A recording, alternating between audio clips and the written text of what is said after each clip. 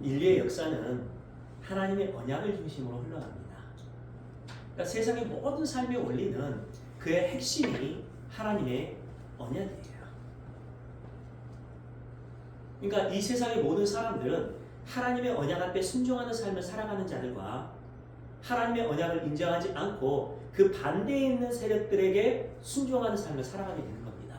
그러니까 이 세상의 본질은 영적인 세계예요.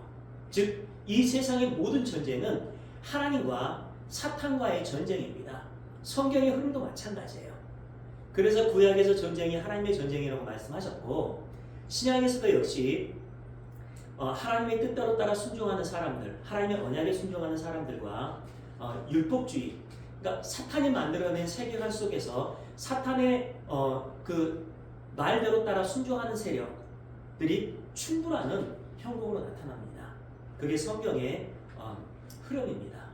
오늘날을 살아가는 우리도 마찬가지예요. 하나님의 언약 앞에 순종하는 삶을 살아가느냐, 아니면 사탄의 요구대로 따라 살아가느냐, 이 둘 중에 하나입니다. 그 두 가지를 던져놓고 너희들은 어떤 걸 선택을 할래? 라고 성경은 증언을 합니다. 그래서 오늘 본문에서도 그 하나님의 언약과 사탄의 세력들이 충돌하는 그런 형국을 볼 수가 있습니다. 오늘 말씀에서 귀신이 돌아가려고 했던 집, 그 집이 깨끗하게 비어져 있고 청소되어 있고 수리되어 있습니다. 그런데 그것은 그 청소되어 있고 비어져 있고 수리되어 있다는 그런 개념은요, 예수님의 은혜와 상관없는 자들이 스스로 신이 되고자 하는 욕망을 채우기 위해 자신의 소유와 힘과 능력으로 사랑과 헌신, 섬김과 봉사 등을 하면서 살아가는 자들을 이야기를 해요.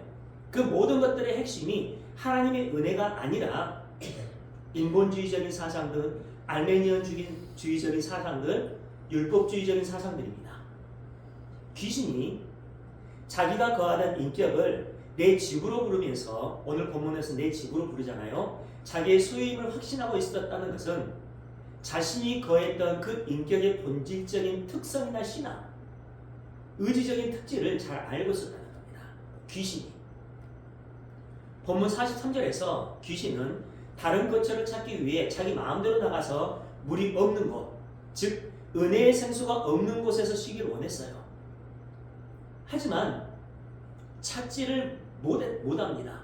그것은 어떤 의미냐면요, 물, 즉 은혜의 생수가 없는 곳에는 모두 귀신들이 차 있었다는 거예요. 그래서 이 귀신들이 들어갈 곳이 없었어요. 그래서 다시 원래 있었던 곳으로 들어갔더니 그곳이 깨끗하게 청소되어 있었습니다. 그렇게 깨끗하게 청소하기 위해 고생을 많이 했을 텐데, 그 사람이 그 몸의 주인에게 물어보지도 않고 친구였던 귀신 7가지 데리고 들어가서 그 전보다 훨씬 더 심하게 형편없이 살아가요. 귀신들이. 만일 성령에 의해 청소되었다면 귀신들은 그곳을 절대로 들어갈 수 없습니다. 절대로 못 들어가요. 성령에 의해 청소가 되었다면.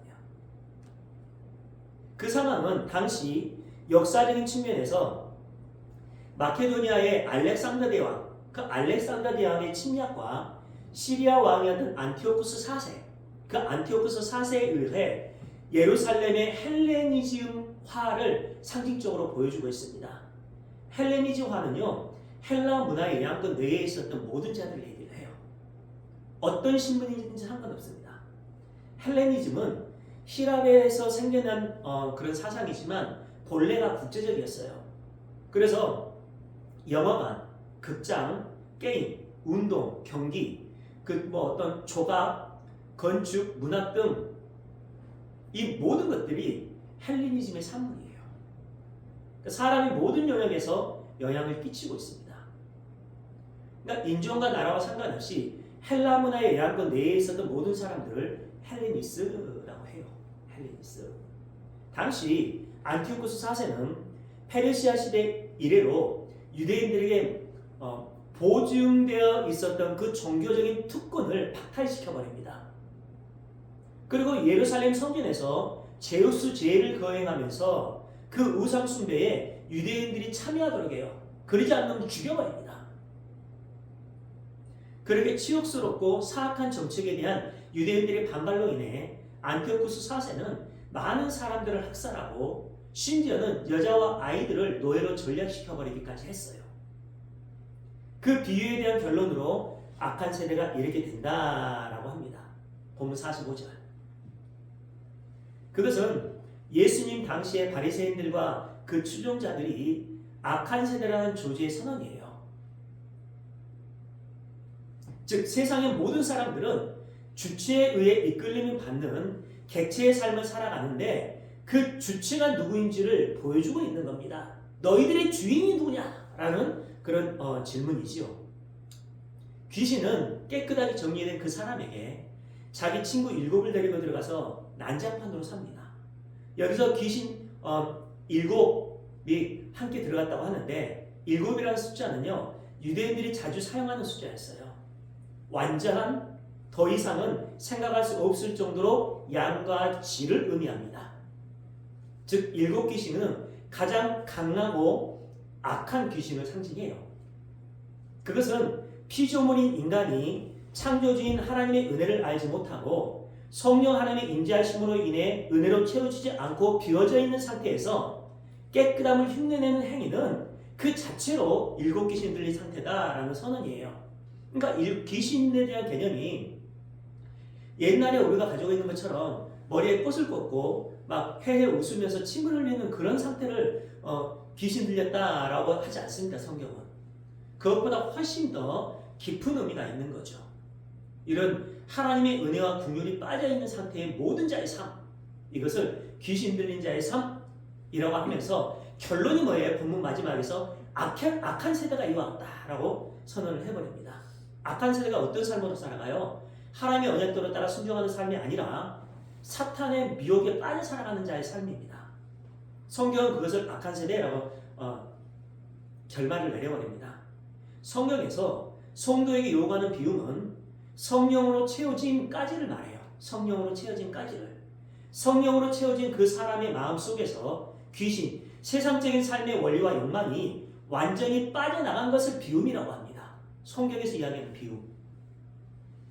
근데 유대주의는요, 불교에서 말하는 비움과 같은 것들로 스스로의 영광을 챙기고 있었던 거예요.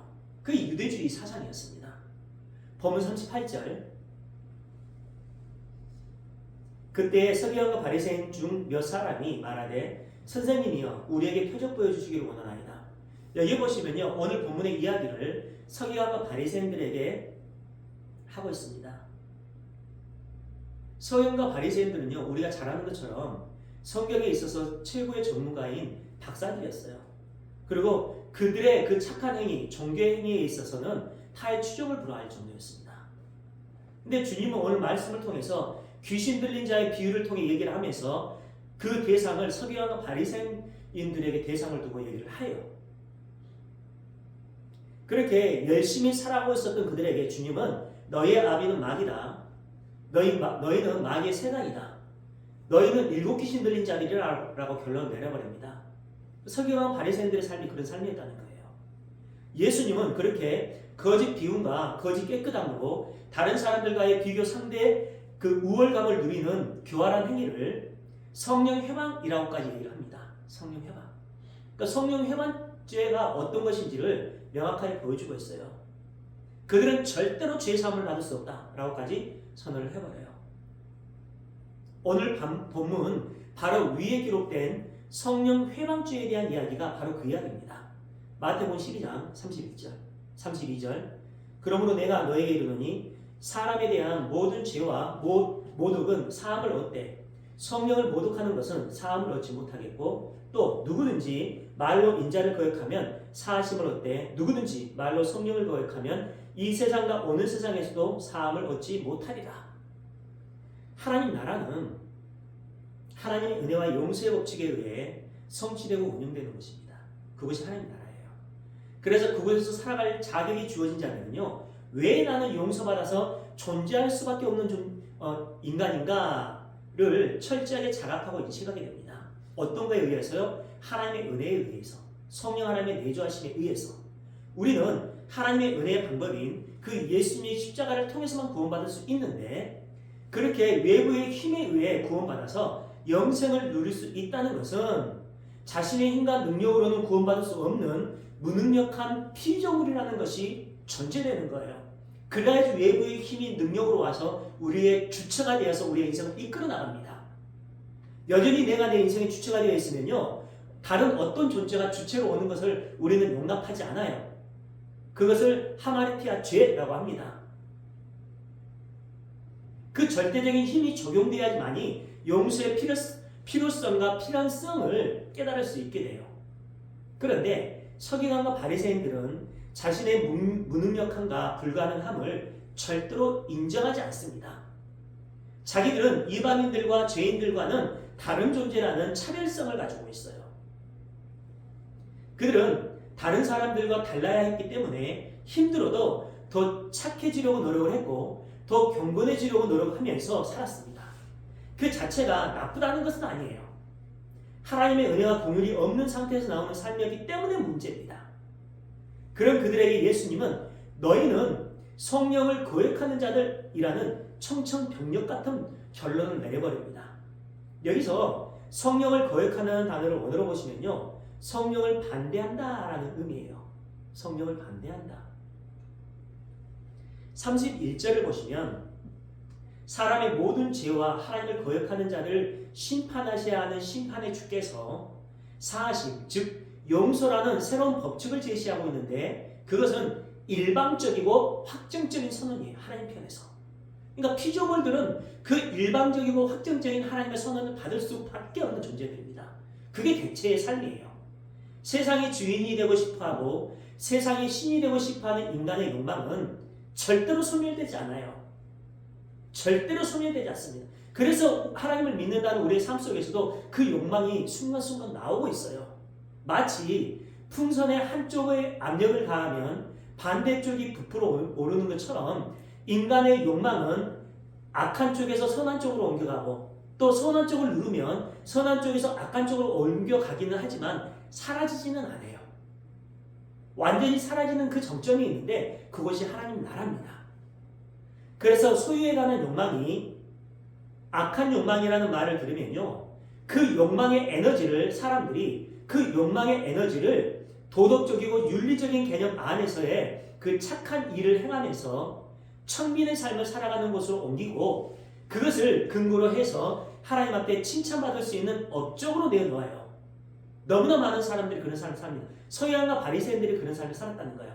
어떤 얘기냐면요, 내가 율법적으로 내 인간과 힘으로 율법적으로 열심히 살아가면 하나님의 언약이 예수께서 오셔가지고 너 그거 잘못된 삶이야 라고 선언을 해요. 그러면 그것을 말씀으로 인용을 해서 자기가 좋은 말씀이 착하고 선하다는 개념 안으로 옮겨갑니다.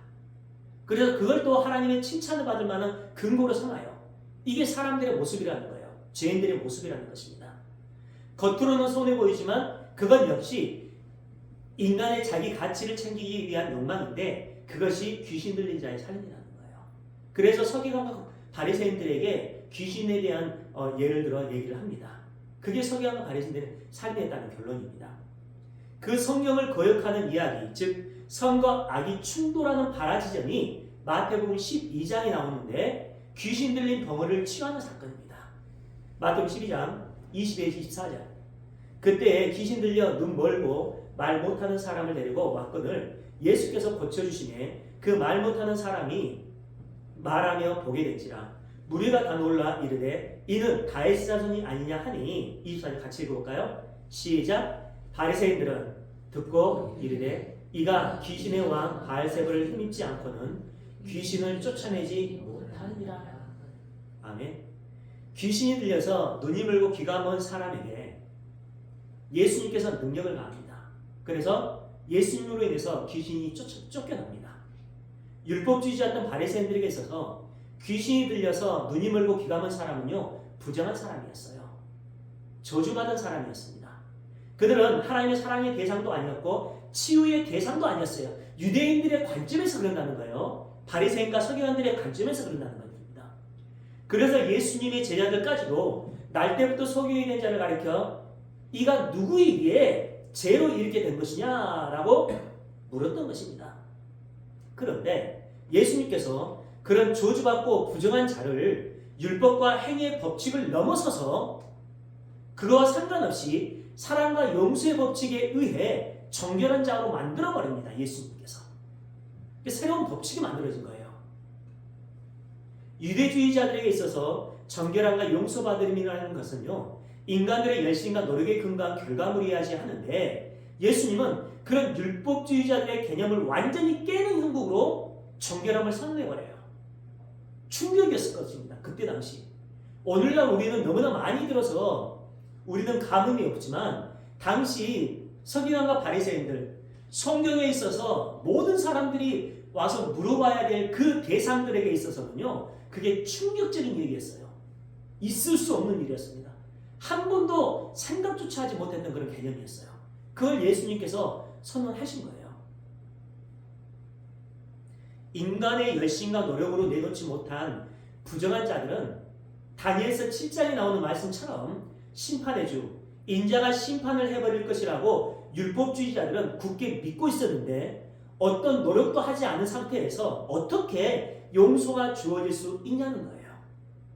인간의 열심과 노력이 필요하다는 겁니다. 이게 서기관과 바리새인들의 주장이었어요. 그들이 생각하고 기대했던 메시아는 이유 없는 사랑과 용서를 주시는 분으로 오시면 안 돼요. 그들의 개념에서는. 그래서 바리새인들은요, 예수님께서 귀신을 쫓아내는 사건을 바알세불을 힘입어 행한 사건이라고 매도했던 것입니다. 자신들이 기다렸던 메시아가 한 것이 아니라는 그런 개념이에요. 귀신의 왕이 했다고 주장을 합니다. 그게 바리새인들의 주장이었어요. 예수님을 향해 그렇게 주장을 했다는 겁니다. 오늘날은 어떻습니까? 똑같아요. 너무나 많은 사람들이 이런 개념 안에 살아갑니다.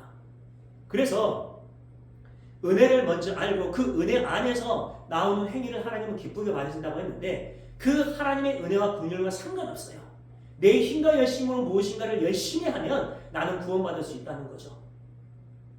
그게 너무나 많은 사람들에게 편만하게 퍼져 있는 개념입니다. 우리 주변에도 그런 사람들을 너무나 많이 봐요.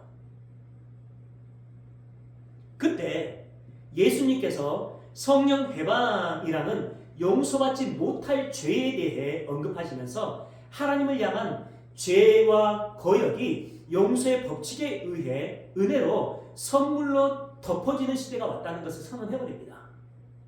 그 증거로 아무것도 행하지 않고 요구하지도 않았던 귀신 들린 자에게 귀신을 쫓아내는 사건을 보여주고 있는 거예요. 귀신이 쫓겨나가는 것은 어떤 개념이죠? 외부의 힘에 의해 쫓겨나가는 거거든요. 이게 너희들의 구원이다 라는 걸 선언을 해주는 겁니다.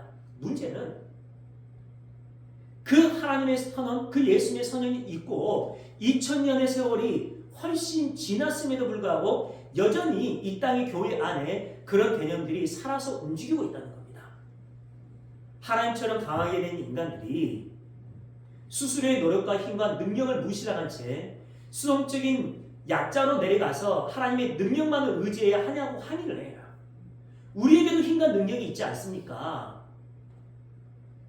아직 내게도 건강이 있고 젊음이 있는데 이것으로 당신을 얼마든지 섬겨줄 수 있는데 어떻게 내가 무능한 자리로 앉아서 하나님만을 섬겨야 돼요? 하나님의 은혜만을 기다려야 돼요? 이렇게 항의를 합니다. 그렇게 하나님의 은혜의 법칙에 흠집을 내는 것을 성령을 거역하는 죄라고 해요. 하나님의 은혜에 흠집을 내는 것을. 하나님의 거룩에 먼지 많은 흠집이 있는 것을 죄라고 합니다. 그러니까 거룩은 100%여야 해요. 문제는 주님께서 인자를 거역하는 것은 사함을 받을 수 있다라고 선언을 해줘요. 인자를 거역하는 것은. 그것은요, 어떤 얘기냐면 주님께서 이사야서 53장의 예언대로 당시에 연한 순으로 감춰진 모습으로 오시기 때문에 용서가 되었던 거예요. 그러나 지금은 성령께서 오셔서 그 약한 모습으로 오셨던 예수님이 진짜 메시아이고 실패의 현장이었던 십자가, 그렇게 보였잖아요. 그렇게 보였던 십자가의 현장이 승리의 현장이었음을 깨닫게 하시는 은혜의 시대가 왔음에도 불구하고 여전히 하나님의 용서의 법칙, 덮어짐의 법칙을 모독하는 자들은 성령을 거역하는 죄, 그 죄를 범하는 자들이라 하는 이야기입니다. 그들에게는요 성령께서 임재하지 않기 때문에 반드시 심판을 받게 되어 있습니다. 고린도전서 15장 45절 보겠습니다. 기록된 바 첫 사람 아담은 생명이 되었다 함과 같이 마지막 아담은 살려주는 영이 되었나니 그리스도의 영 성령 하나님은 살려주는 영이라고 해요. 여기서 살려주는 영이라는 단어가 중요한데요. 그것은 생명을 주는 영, 성령을 주는 그 영적인 존재라는 의미예요. 예수님께서 생명을 부여하는 영이 된 것은 인간을 위한 구원하시는 행위 가운데서 되어진 것임을 바울은 암시하고 있어요. 그러나 인본주의에 빠져있는 사람들은 살아있는 내가 살아있는데 그렇게 살아있는 내가 왜 살려줌을 받아야 해 하면서 기분 나빠합니다. 그들이 어떤 평가를 하든지 성경의 증거는 주님이 살려주는 영이라고 하는데 그 말은 성령이 아니면 어느 누구도 자력으로 살아날 자가 없다는 의미입니다. 성령이 아니면. 그래서 성경을 통해서 계속해서 하나님이 우리에게 그런 요구를 하고 있는 거예요. 사랑하는 자들아, 유니온 크라이스트, 그리스도와의 연합적인 삶을 살자. 너희가 내 안에, 내가 너희 안에 들어간 삶을 살자. 그러면 내가 너 인생의 주체가 되는 거야. 너희는 객체에서 내가 살아가는 삶에 올라와 앉혀서 실려서 너희는 그냥 끌려오는 거야.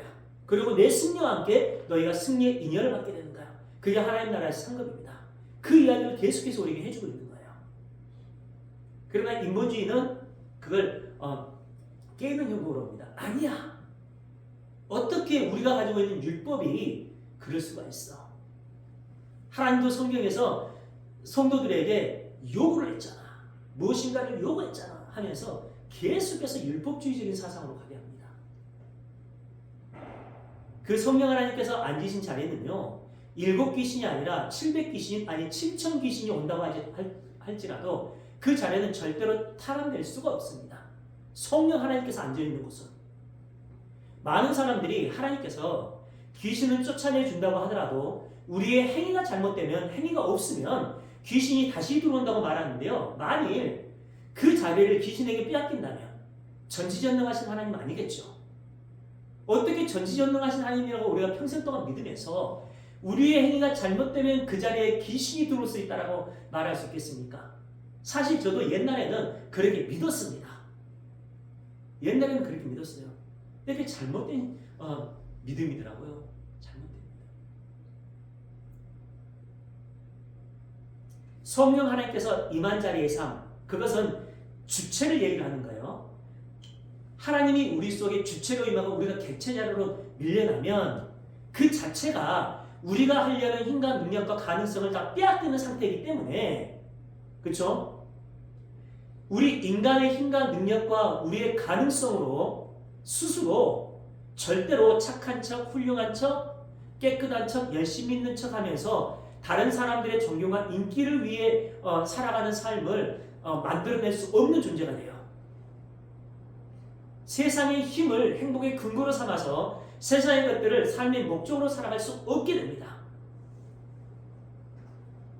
물론 성화의 과정이 필요하기는 해요. 하지만 성령 하나님께서 임재하신 성도는요 반드시 그렇게 완성되어져 갑니다. 그래서 성도의 삶을 세상적인 관점으로 볼 때에는 힘들고 고달픈 여정으로 보이기도 합니다.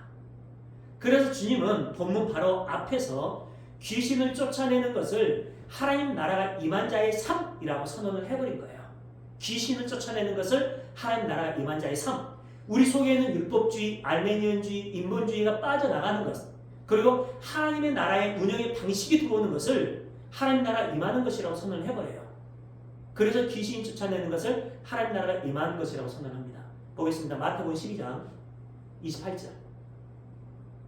그러나 내가 하나님의 성령을 힘입어 귀신을 쫓아내는 것이면, 귀신을 쫓아내는 게 나오잖아요. 하나님의 나라가 이미 너희에게 임하였느니라. 하나님의 나라가 임하였는데 어떻게 귀신들이 와서 그 나라를 빼앗고 지옥을 그에게 줄 수가 있겠습니까? 그렇죠? 하나님 나라, 즉 천국으로 오신 예수님을 만난 성도는요 귀신이 쫓겨나가는 삶을 살아가게 되기 때문에 마음속에 가득 차 있었던 옛사람의 자기 욕망의 지형도를 주님께 완전히 빼앗기고 인본주의적인 자신의 희망, 야망, 소원과 뜻을 부정당하는 과정을 겪게 됩니다. 그리고 그 하나님, 성령 하나님에 의해서 완전히 정복당하게 되어 있어요. 그런 자들의 삶 속에 나오는 것은요, 찬양, 기쁨, 감사. 우리가 길을 가다가, 운전을 하다가 문득 나도 모르는 사이에 하나님을 찬양하고 있는 모습 있잖아요. 그런 형국으로 나타납니다.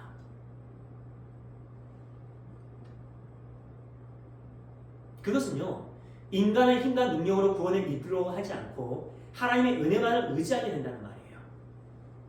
그러나 거기에서도 가짜가 있는데, 메시아로 위장한 가짜는 광명한 천사의 모습, 세상의 모든 사람들이 인정하고 반기고 좋아하는 모습으로 올 거예요.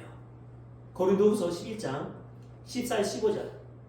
이것은 이상한 일이 아니니라 사탄도 자기를 강명한 천사로 가장하느니, 그러므로 사탄의 일꾼들도 자기를 의의 일꾼으로 가장하는 것이 또한 대단한 일이 아니니라.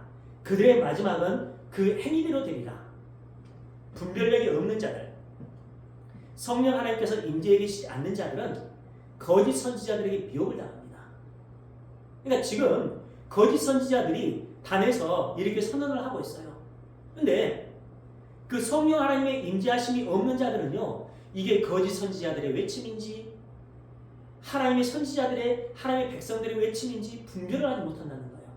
그리고 오히려 이 거짓 선지자들이 하나님의 백성들보다 더 화려하고 멋지고 부드럽고 더 좋고 착한 사람으로 와서 이야기를 합니다. 그게 더 진짜 같아요. 모세의 묵시록이라는 문서가 있어요. 그 모세의 묵시록이라는 문서 17장 1에 보시면요, 이런 이야기가 있습니다. 하와의 회상이 나오는데, 하와가 회상을 하는 그 내용이 나와요. 그러는데 어떤 내용이냐면, 천사들이 하나님을 예배하기 위해 올라갔을 때 사탄이 천사의 모습으로 나타나서 천사처럼 찬송을 불렀다라는 구절이 나와 있어요. 이게 사탄의 모습입니다. 귀신들의 모습이에요. 그리고 아담과 하와의 생애라는 문서가 있어요. 그 문서 9장 1에는요, 이런 이야기가 있습니다. 사탄은 분노해서 빛의 천사로 변장했다. 그리고 티그리스 강에 하와에게로 갔다라는 기록이 있어요. 그 어떤 얘기냐면, 하와가 슬퍼하고 있을 때 그녀를 위로하는 척 하기 위해서 그에게 갔다는 거예요. 사탄은 성도인 우리를 이렇게 미혹을 한다는 겁니다. 마태복음 7장 15에서 17절. 거짓 선지자들을 삼가라.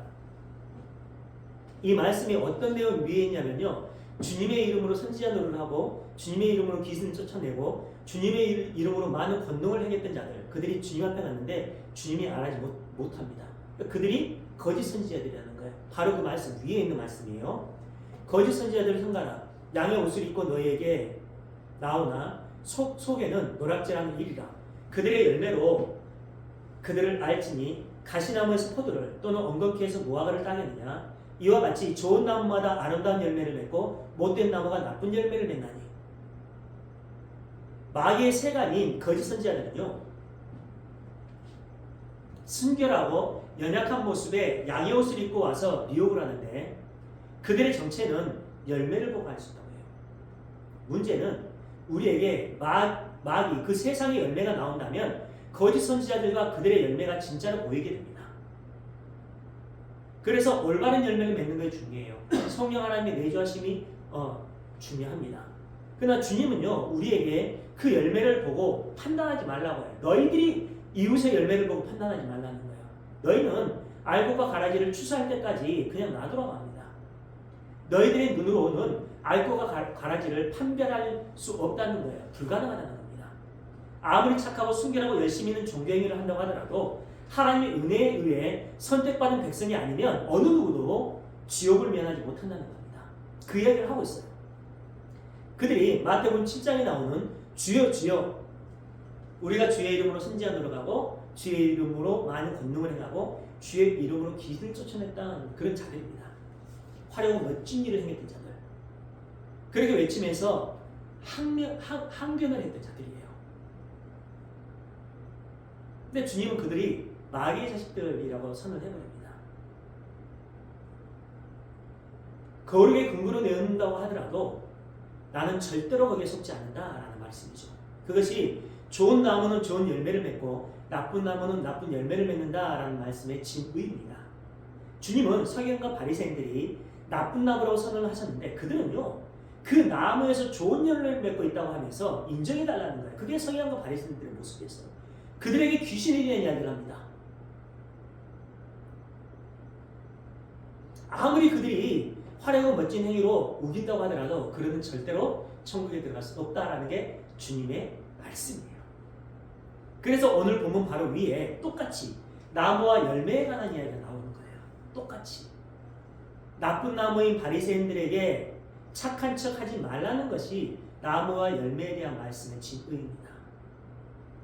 좋은 나무가 나쁜 열매를 맺을 수 없고 나쁜 열매가 좋은 열매를 맺을 수 없듯이 하나님 나라 백성은 나쁜 열매를 맺을 수 없고 마귀의 자녀들은 좋은 열매를 맺을 수 없다는 결론이에요. 그러니까 우리가 하나님 나라 백성이라면 우리의 삶 속에서는 반드시 좋은 열매를 맺을 수밖에 없다는 겁니다. 결국 마태복음 12장에서 주님은 서기관과 바리새인들의 나라를 바알세불의 나라로 규정하시고 그 나라에서 벗어나는 것이 구원이라면 너희는 절대로 그 바알세불의 나라에서 자체적으로 분열을 통해 벗어날 수 없다라는 선언을 하셔요. 귀신은 성령에 의해서만 오직 하나님의 은혜로만 나갈 수 있는 것입니다. 그것이 구원이잖아요. 그렇게 예수님의 십자가의 공로와 은혜로 인해 죄에서 건짐을 받게 되는 구원의 이야기를 질병이 치유되는 것과 귀신이 나가는 것 등으로 알기 쉽게 설명해 주는 것이 예수님의 비유의 사건입니다. 그러니까 우리는 이런 것들을 바라보면서 단순히 문서 그대로 귀신이 쫓겨나는 사건들, 질병이 고침을 받는 사건들 그것으로만 봐서는 안 돼요. 하나님께서 이런 것들을 예로 들어서 우리에게 주신 것은요 우리의 구원에 관련된 문제입니다. 너희들의 인생의 주체가 누군지에 대한 문제이죠. 너희들의 삶을 이끌어 나가는 너희들의 신앙의 주체가 누구냐는 것을 주님께서 말씀을 하고 있습니다. 그렇게 좀 우리가 깊이 있게 주님의 말씀을 봤으면 좋겠어요. 마가복음 16장 17절 믿는 자들에게는 이런 표적이 따르리니 곧 그들이 내 이름으로 귀신을 쫓아내며 새 방언을 말하며 뱀을 집어 올리며 무슨 독을 마실지라도 해를 받지 아니하며 병든 사람에게 손을 얹은즉 나으리라 하시더라. 이 말씀을 진짜로 곧대로 믿어서 너무나 많은 목회자들이 이런 행위를 하면서 다녔던 적이 많습니다. 자기가 권능의 종이라는 것이죠. 예수님을 믿는 자들은 예수님의 이름으로 이런 일들을 행할 수 있다는 거예요. 그 어떤 의미일까요? 예수님의 십자가 복음에 의해 세상의 권세 잡은 자들의 종으로 있었던 사람들이 하나님의 아들의 나라로 옮겨지는 역사가 일어난다는 거예요. 그게 귀신을 쫓아낸다는 말씀의 진의입니다. 그리고 뱀은 에덴 동산으로부터 마귀의 세력을 상징하는데 잘 정리해 보세요. 뱀을 집어 올린다는 것은 뱀을 들어 올려서 내친다는 뜻이에요. 원어로 보시면. 그리고 믿는 자들의 말씀 선포에 의해서 뱀의 세력이 물려나게 된다는 의미입니다.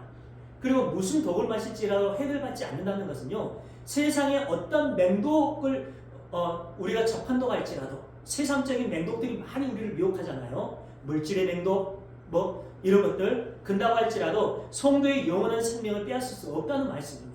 하나님의 영이 임한 자의 삶은. 그리고 병든 사람에게 손을 얹듯 낫게 될 것이라는 말씀은요. 사망의 대표적인 증상인 질병이 복음에 의해 정복될 것임을 보여주는 말씀이에요. 그러니까 모든 것들의 핵심이 하나님 나라로 기속됩니다. 그래서 성경은 질병의 치유를 귀신이 나간 것으로 표현하고 죄의 사함을 받는 것으로 선언을 해버립니다. 예수님의 치유 사건을 봐보세요. 많은 질병을 고치시고 죽은 자를 살리면서 뭐라고 선언하죠? 너의 죄 사함을 받았느니라라고 선언하잖아요. 그리고 또 뭐라고 얘기합니까? 나도 너를 정죄하지 않으니까 평안히 가라. 그렇죠? 그럼 뭐예요? 죄로 인한 정죄가 사라졌다는 거예요. 하나님 나라 백성으로 완성되었다는 겁니다. 거룩 성화의 삶으로 들어갔다는 거예요. 그것을 본질적인 의미로 두고 우리에게 말씀을 하고 있습니다. 사도행전 10장 38절입니다. 하나님이 나사렛 예수에게 성령과 능력을 기름부터 다했으며 그가 돌아다니시며 선한 일을 행하시고 마귀에게 눌린 모든 사람을 고치셨으니 이는 하나님이 함께 하셨습니다. 이렇게 성경은요, 세상의 힘의 원리와 인본주의 속에서 벗어나서 십자가의 원리 안으로 들어가게 되는 것을 가리켜 구원이라고 하고, 그것을 귀신이 나가는 것이라고 또한 선언을 합니다. 성도인 우리는 그 은혜 안에서 더 낮아지고 비워지고 연한 순처럼 겨자씨처럼 누룩처럼 감추어지고 하나님의 영광을 드러내고 하나님의 증언한 자로 서게 돼요. 여러분, 귀신에 대한 개념을 바라볼 때 하나님 반대편에 있는 자들의 삶, 그렇죠? 우리는 영적으로 보이잖아요. 하나님의 언약이 있고 성령 하나님의 내주하심이 있기 때문에 누구와 어떤 얘기를 좀 하다 보면 이 사람에게서 나오는 열매는 이거네라는 것을 우리가 추론해서 볼 수 있잖아요. 그렇죠?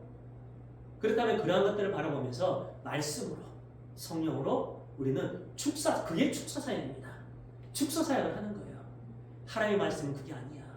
하나님의 말씀은 이거야. 너희 속에 있는 그런 것들이 하나님의 언약으로 가득 채워지면 너희 속에 있는 그 귀신들, 인본주의, 율법주의, 알레니온주의가 다 빠져나간다. 그게 귀신이 쫓겨나는 거야. 그리고 하나님의 영이 너희 속에 임재하는 거야. 그게 성령 하나님의 내주하심이야. 라고 우리가 명확하게 좀 선언을 했으면 좋겠습니다. 그런 사상 속에 있었던 서기관과 바리새인들을 향해서 주님 오늘 말씀에서 얘기합니다. 그게 성령을 회방하는 자다. 얘기합니다. 여러분, 성령 회방죄에 대한 명확한 말씀을 알았어요. 그러니까 단순하게 좀 이상한 사람들이 설명했던 그런 개념들을 다 내려놓고 성령 회방죄가 어떤 것인지를 명확하게 알아서 성령 하나님의 내주하심 속에서 하나님을 영화롭게 하는 진정한 하나님 나라 백성으로서의 삶을 살아가시게 주님의 이름으로 축원합니다. 기도하겠습니다. 우리 시간